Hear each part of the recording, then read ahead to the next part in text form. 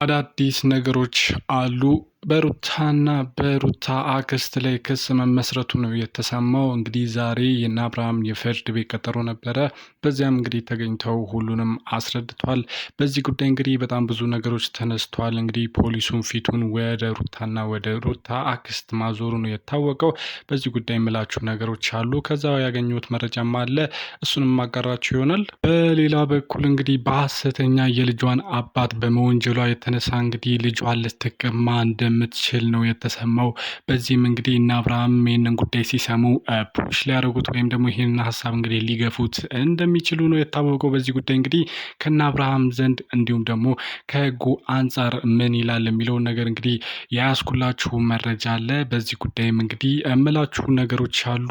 መጀመሪያ ግን ወደ ጉዳይ ከመግባቴ በፊት ለዚህ ቻናል አዲስ ከሆናችሁ ላይክ፣ ሼር፣ ሰብስክራይብ ማድረጋችሁን እንዳትረሱ፣ የደውል ምልክቱንም አብሮት አዳዲስና ትኩስ የሆኑ መረጃዎች ሲደርሱኝ ተከታትዬ ቶሎ ማድረሳችሁ ይሆናል። አሁን ወደ ጉዳይ ይገባለሁ። በመጀመሪያም እንግዲህ በሐሰት በመወንጀል በማለት በሩታና በሩታ አክስት ላይ ክስ መመስረቱ ነው የተሰማው። እንግዲህ ፖሊስ ጣቢያም ሄደው በጣም ብዙ ጥያቄዎች እንደደረሰባቸውና በጣም ብዙ ጥያቄዎችን እንደተጠየቁ ነው የተሰማው። በዚህ ጉዳይ ምንድን ነው ብዬ እንግዲህ ከኤዲተሮቻቸውና አቅራቢያቸው ከነበሩ ሰዎች ለማጣራት ሞክሬ ነበረ። እንግዲህ ትላንትና እንደተመለከታችሁት ልጁ ተገኝቷል። ልጁ መገኘቱም እንግዲህ ብዙ ሰዎችን ቢያስደስትም ልጁ የተገኘበት ቦታ ግን በጣም ብዙዎችን እንግዲህ እያነጋገረና በጣም እያስገረመ ይገኛል። ይህም እንግዲህ ልጁ የተገኘው የሩታ አክስት ጋር መሆኑ እንግዲህ ሩታ እንደዛ እያለቀሰችና ልጄን ሰረቃችሁኝ ስትል የነበረች ሴትየው አሁን ደግሞ እንግዲህ የእሷ ቤተሰብ ጋር ልጇ መገኘቱ በዚህም እንግዲህ በሐሰተኛ እየወነጀለቻቸው እንደነበረና በጣም ብዙዎችም እንግዲህ እሷም የተባበረች እንደመሰለውና በጣም ብዙዎች እንግዲህ በሩታ ላይ እየፈረደባት ይገኛል በአሁኑ ሰዓት ማለት ነው። ይህም እንግዲህ ትላንትና ከአብርሃምና ከሄርሜላ ጋር ተገናኝተው እንግዲህ ልጃቸው መገኘቱን ነግሯቸው አብርሃምና ሄርሜላም እንግዲህ እናንተ አውቃችሁ እኛን መጥፎ ለማስባል ያደረጋችሁት ነገር ነው። ይህ ነገር እንግዲህ ዝም ብለን አናልፈውም። እንግዲህ አብርሃምና ሄርሜላ ቢያልፉትም ቡዜ ግን ዝም ብዬ አላልፈውም ብላለች የሚል ነገርንም እየጠቆመ ነበረ አብርሃም። በዚህም እንግዲህ መልሼ እከስሻለሁ ሲላት እንደነበረና እንግዲህ ትላንትና ቀጠሮ እንደነበረው የፖሊስ ጣቢያ ቀጠሮ እንደነበረው ተናግሯል። በዚህም ጥሪ ደርሶት እንግዲህ ወደዛ እንደሚሄዱና ሩታም አብራ መሄዷ እንደማይቀር ነው የተናገረችው። እንግዲህ ከዚህ በኋላ ነው ያ ሁሉ ነገር የተከሰተው ማለት ነው። እንግዲህ ተመልካቾች ከዚህ በፊትም ሩታ በጣም ብዙ ጊዜ እንግዲህ ልጄን ሊሰርቁኝ ነው በሚል እንግዲህ በጣም ብዙ አቤቱታዎችን እያቀረበች እንደነበረ ሁላችንም እናውቃለን። በእርግጥም እንግዲህ ብዙ ጊዜ ሙከራዎች ተደርጎባታል። ልጇን ሊሰርቋት እንግዲህ ብዙ ጊዜ ሙከራዎች አድርገውባታል። አብርሃምም ቢሆን እንዲሁም ደግሞ የአብርሃም ቤተሰቦችም ቢሆኑ በጣም ብዙ ጊዜ እንግዲህ የእሷን ልጅ ከእሷ ለመንጠቅና ከእሷ ለመውሰድ ብዙ ጊዜ ሙከራ አድርገው ነበረ። ነገር ግን አሁን ላይ እንግዲህ ልጅቷ በማይሆንና እንግዲህ እድሏ አይደለም በሚያስብል ሁኔታ እንግዲህ የራሷ ቤተሰቦች ልጇን ሳታቅ ወስዶባት እንግዲህ እሷ ሌላ ሰውን እንድትወነጅልና እንዲሁም ደግሞ እንግዲህ ሌላ ችግር ውስጥ እንድትገባ ዳርገዋታል።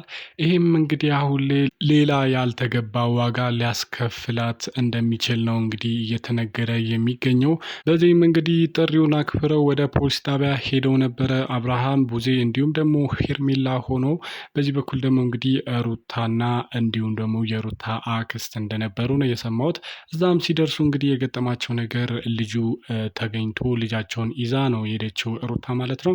በዚህም እንግዲህ አብርሃም እንዲሁም ደግሞ ቡዜ ልጁን እኛ እንዳልወሰድ ነው ይሄው ከዚህ በፊት ነግረናል ነበረ፣ ያልተገባ ክስ አቅርባብን ይሄው እንግዲህ ልጁ የተገኘው የራሷ ቤተሰብ ጋር ነው በሚል እንግዲህ ለፖሊሱ እያስረዳ ነበረ። ፖሊሱም እንግዲህ ነገሩ ግራ ገብቶት ወደ ሩታና እንዲሁም ደግሞ ወደ ሩታ አክስት በመዞር ነው ጥያቄውን ያቀረበው። ልጁ የት ነበረ? እንዴትስ እነሱ ሊወስዱት ቻሉ? አውቃችሁ ነበር ወይ ይሄን ነገር ሁሉ የጠነሰሳችሁት? እውነቱን ተናገሪ ሲል እንግዲህ ሲያወጣጣት ነበረ። ሩታም እንግዲህ እንዳለችው ከሆነ እኔ የማውቀው ነገር የለም፣ ልጄ እንደጠፋ ነው የማውቀው። ከዚህ በፊት ደግሞ ሙከራ ያደረጉብኝ አብርሃም እና እንዲሁም ደግሞ የአብርሃም ቤተሰቦች ናቸው። ከዚህ በፊት ሌላ ሰው እንግዲህ ልጄን ያለ ፍቃዴ ወስዶት አያውቅም።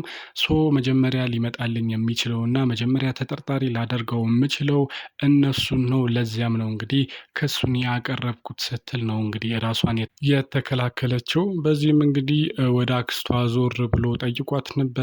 አክስትየውም እንግዲህ እንዳለችው ከሆነ እኔ ልጇን የወሰድኩት እንግዲህ እነሱ ሊወስዱባት ስለነበረ እንግዲህ ልጁን መጠበቂና እሱን መከላከሌ ነው። በዚህም እንግዲህ ልጁን ወስጄ ከአብርሃም እንዲሁም ደግሞ ከአብርሃም ቤተሰቦች ዝርፊያ ላድኖ ነው እያሰብኩት።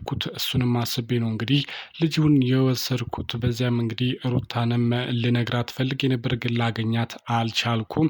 ይህንንም ተከትሎ እንግዲህ ልጁ ደግሞ ከኛ ጋር ስለነበረና ከአክስቶቹ ጋር ስለሆነ ለዛም ብዬ ነው እንግዲህ ከኛ ጋር እንዲያሳልፍና ትንሽ ጊዜ እንዲያሳልፍ አድርጌ ያቆየሁት። አሁን ግን ነገሮች ሲባባሱና እንግዲህ ወደ አልተገባ ነገር ሲሄዱ ቶሎ ብዬ ያመጣሁት ነገሮችን ለማርገብ እንጂ እኔ ሌላ ክፋት ወይም ሌላ መጥፎ ነገር አስቤ ወይም ሸራ አስቤ አይደለም ስትል ነው እንግዲህ የተናገረችው የሩታ አክስት ማለት ነው። በዚህም እንግዲህ ልጁ ከኛ ጋር ሲሆን ደስ ብሎን እንግዲህ ትንሽ ጊዜ ከኛ ጋር አሳልፏል። ነገር ግን ልጁን ከአብርሃም ቤተሰቦች እና ከአብርሃም ዝርፊያ ለመጠበቅ እና ሩታም እንግዲህ በእነሱ እጅ ገብቶ ሩታ ከምትጎዳ ብዬ ነው የወሰድኩ ስትል እንግዲህ ራሷን ተከላክላለች። በዚህም እንግዲህ ወደ አብርሃምና ቡዜ ዞር ብሎ እንግዲህ ምንድን ነው ክስ መመስረት ትፈልጋላችሁ ወይስ ደግሞ ምን ማድረግ ትፈልጋላችሁ የሚለውን ጥያቄ አቅርበዋል። ቡዜና አብርሃምም እንግዲህ ስም ማጥፋት ክስ መስርተውባቸዋል። በዚህም እንግዲህ የሩታ አክስት ወደ እስር ቤት እንደምትገባና ሩታም እንግዲህ ልጇን ልትቀማ እንደምትችል ነው እንግዲህ እየተነገረ የሚገኘው። ተመልካቾች በዚህ ጉዳይ ምን ታስባላችሁ? የሩታ አክስት ያደረገችው ነገር ትክክል ነው ወይስ አይደለም? እስኪ ሀሳብ አስተያየታችሁን አስቀምጡልኝ።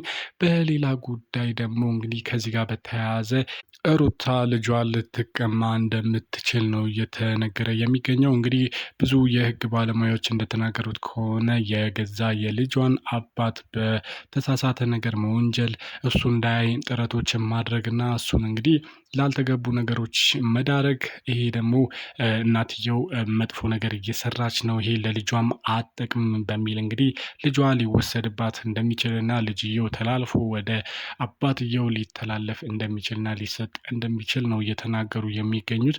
አሁን ላይ ሩታ እንግዲህ አብርሃምን ላልተገባ ድርጊቶች መዳረጓና በውሸት መወንጀሏ ይሄ ጥፋተኛ አስብሏታል። በዚህም እንግዲህ ይቺ ልጅ አሁን ላይ እየተቃወሰች እንደምትገኝና ልጅ ማሳደግ ሁኔታ ላይ እንዳልሆነች ነው ብዙዎች እየጠቆሙ ያሉት። በዚህም እንግዲህ ቤተሰቦቿም እንደዚህ ያልተገባ ነገር እያደረጉ ልጁን እየሰረቁ እንግዲህ ከገዛ ቤተሰባቸው ልጃቸውን እየሰረቁ እንደዚህ የሚወስዱ ከሆነ ለልጁም ጥሩ አይደለም። ሲቀጥል ደግሞ አባትየውም የመክሰስም ሆነ የመጠየቅ ሙሉ መብት እንዳለው ነው ህግ ባለሙያዎች እየተናገሩ ያሉት። ይህንንም ተከትሎ እንግዲህ አብርሃምና የአብርሃም ቤተሰቦች ይህን ነገር እንግዲህ የሚገፉበት ከሆነና ሩታ ለዚህ ነገር ብቁ አይደለችም፣ አሁን ላይ ልጁን ለማሳደግ ብቁ አይደለችም ብሎ እንዲታሰብ ካደረጉ እንግዲህ ልጁን ወደ አብርሃም የመውሰድ ቻንስ እንዳላቸው ነው የታወቀው። በዚህም እንግዲህ አብርሃምና ቤተሰቦቹም ይህን ነገር ካወቁ በኋላ ነው እንግዲህ ክሱን ጠበቅ አድርገው ለመመስረት እና በሐሰት እንደተወነጀለ በሐሰት በጣም ብዙ ነገሮች እየደረሱበት እንደሆነ ለማስረዳት እንግዲህ እየሞከረ ይገኛል። ብዙ ማስረጃዎችን ብዙ ነገሮችን እያደራጀ እንደሚገኝና አሁን ላይ ልጁ ሩታ ቤት ሆኖ እንግዲህ ሙሉ ጥበቃ እየተደረገለት እንዳልሆነና እዛ ሴፍ እንዳልሆነ ነው እያስረዳ የሚገኘው። የሚያስረዳበትንም እንግዲህ ማስረጃዎች እየፈለገ ይገኛል። ተመልካቾች በዚህ ጉዳይ ምን ታስባላችሁ? እስኪ ሀሳብ አስተያየታችሁን አስቀምጡልኝ። ተመልካቾች ለዛሬ ያስኩላችሁ አዳዲስና ትኩስ መረጃዎች እነዚህን ይመስሉ ነበረ። በሌላ ጊዜ በሌላ አዳዲስ ነገሮች እስክመለስ ድረስ እስከዚያው ለዚህ ቻናል አዲስ ከሆናችሁ ላይክ፣ ሼር፣ ሰብስክራይብ ማድረጋችሁን እንዳረሱ የደውል ምልክቱንም አብሩት። አዳዲስና ትኩስ ነገሮች ሲደርሱኝ ተከታትዬ ማድረሳችሁ ይሆናል። እስከዚያው ሀገራችንን ሰላም ያርግልን። ፒስ ቻው።